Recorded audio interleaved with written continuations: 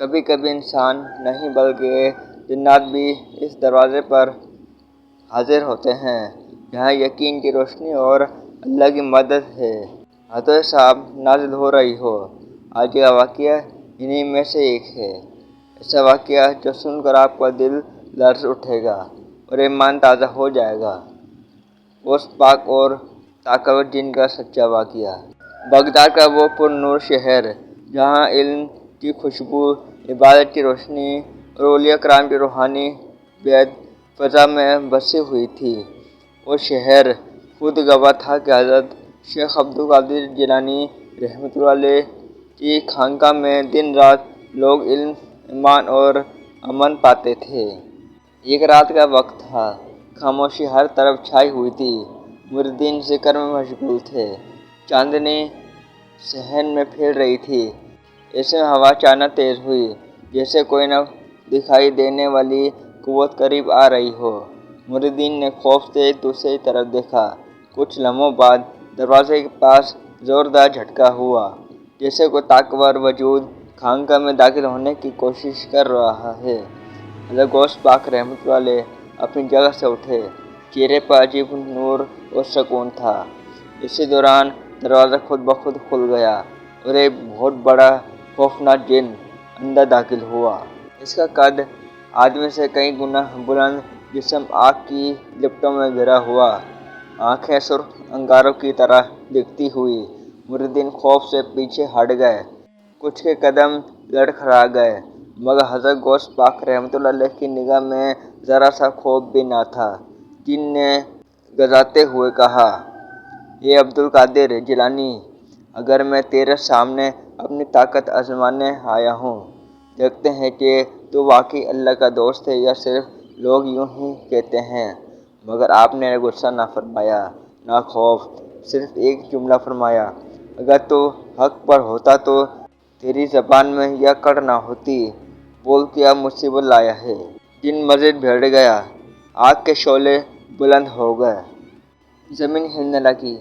مریدین نے گھبرا کر قرآن کی آیتیں پڑھنا شروع کیں۔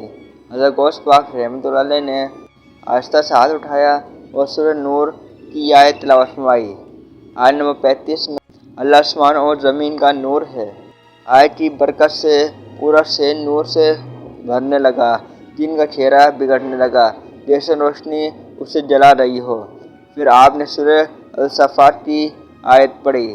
سورہ الصافات آیت نمبر 7 کی یہ آیت پڑھی، اور حفاظت ہے ہر برق، ہر سرکش شیطان سے۔ آیت ختم ہوتے ہی جن پیچھے ہٹ گیا۔ اس کے شعلے مدھم پڑ گئے۔